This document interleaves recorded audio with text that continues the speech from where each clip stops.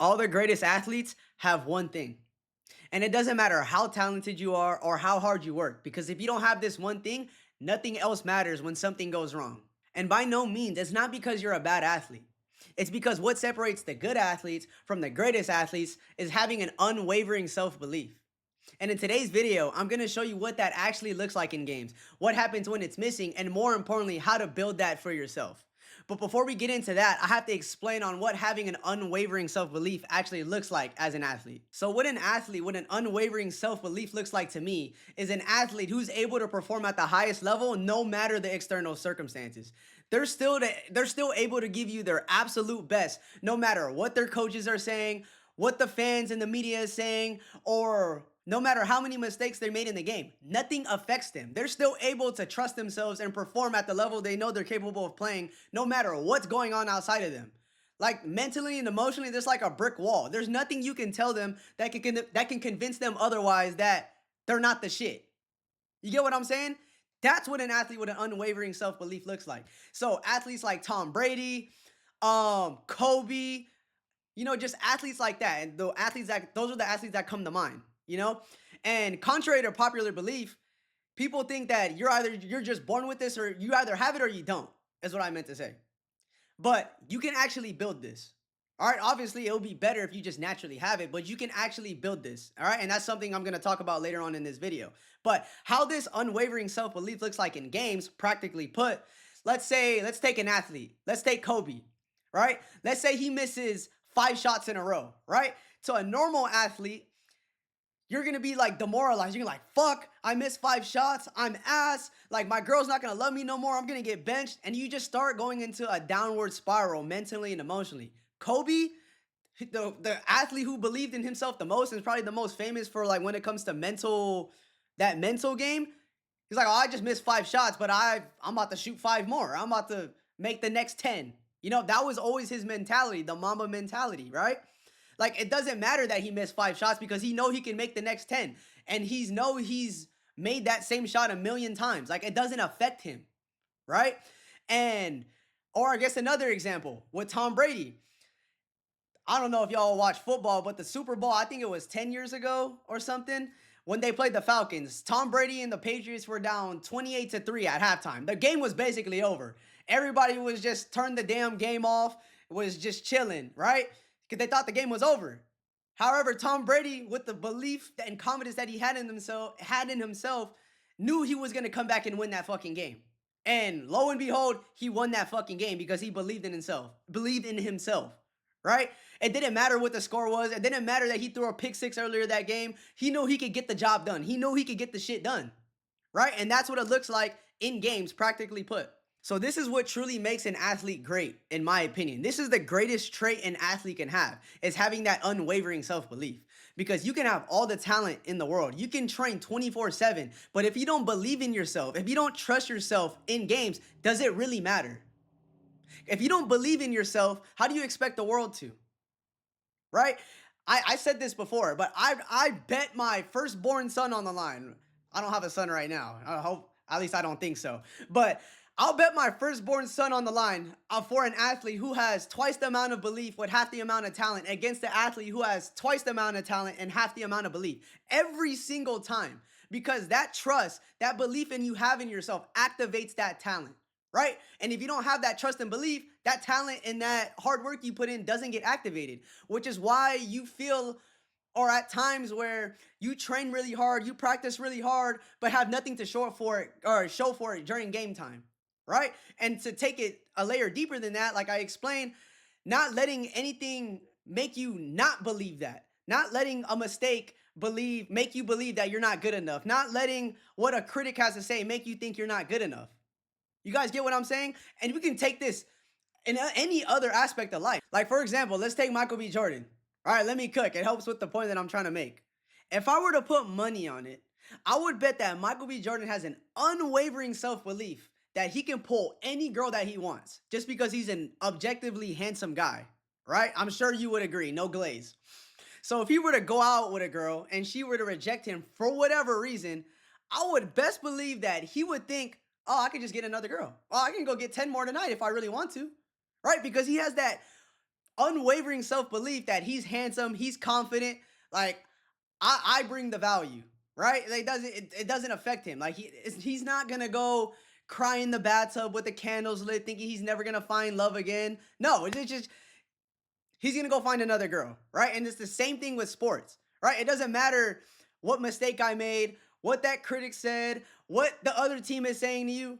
I'm still gonna do my shit. I'm still gonna pop out and play my absolute best, right? And that's the point that I'm trying to make. The next point I'm trying to make is what happens when you don't have that unwavering self-belief and what it looks like in the game, because I'm sure a lot of you guys can relate to this. So what happens when you come into the game and that self-belief is missing is essentially like coming into the game as like a ball of Play-Doh. And I know you're probably thinking right now, like, what the hell are you talking about? Right? But stay with me. Because obviously, like a ball of Play-Doh, you can mold it to whatever shape that you want. So if you don't come into the game with that self-belief, you're basically allowing the game, the coaches, the fans, whatever, anything outside of you to mold you and control you how they want. They're essentially going to be your handler, right? Because you have no mental and emotional conviction and trust in yourself to play how you want to play, or believe in yourself to play how you want to play, right? So the coach could say, the opposing coach could say, like, damn, you really drop everything. You have no hands, right? And now you think to yourself, because your mind is weak, damn, do I really not have any hands? And you really start to question your ability. You start to question your confidence. And now you start to drop everything that gets thrown to you, right? Or what sport did they talk a lot of shit in?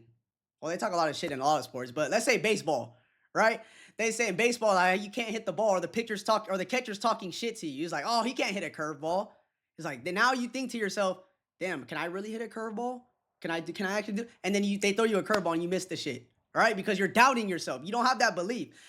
If you had that belief, wouldn't fucking matter what they say to you. It would just be like, throw the fucking curveball. Let me hit this shit, right?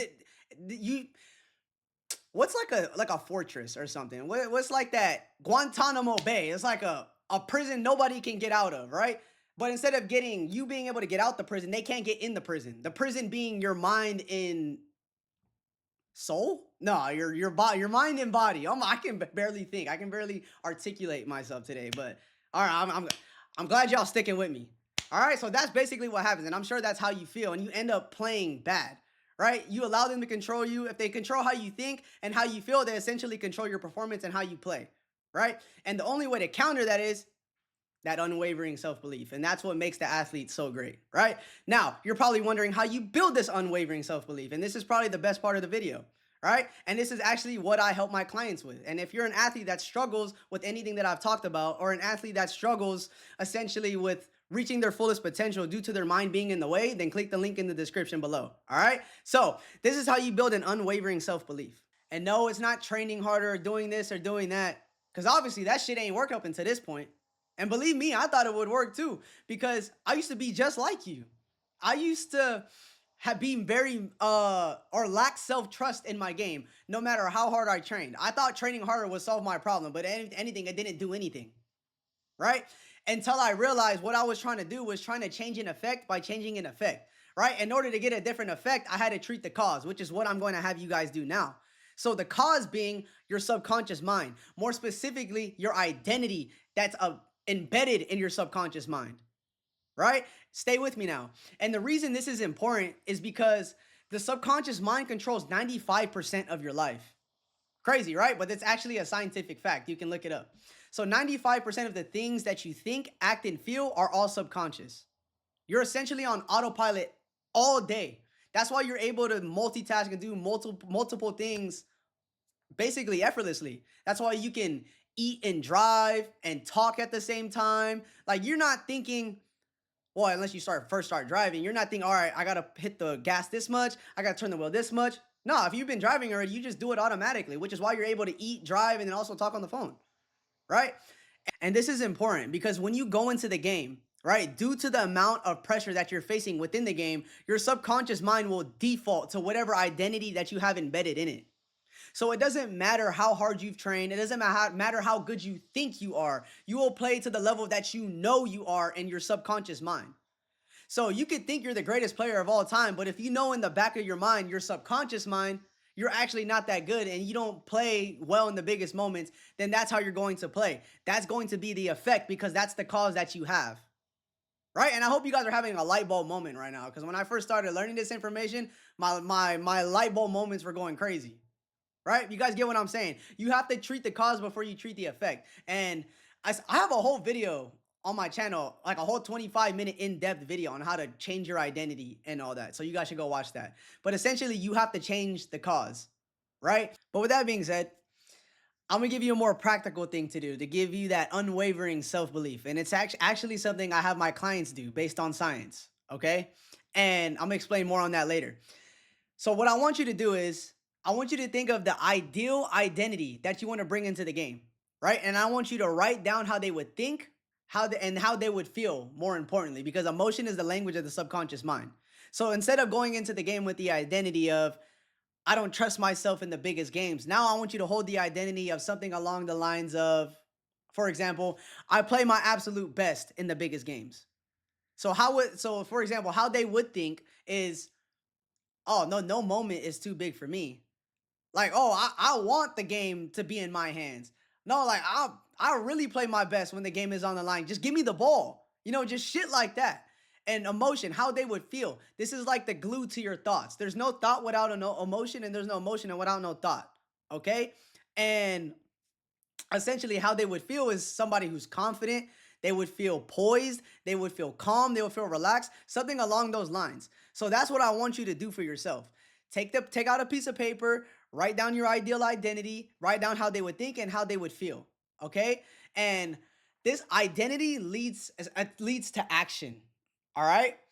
And this is based on Atomic Habits, identity based change. Like I said, it's based on science. And it's basically when you hold a certain identity, you will do the actions that associate with that identity. Like, for example, if somebody holds the identity of a crackhead, they're naturally going to want to do the actions that align with doing crack.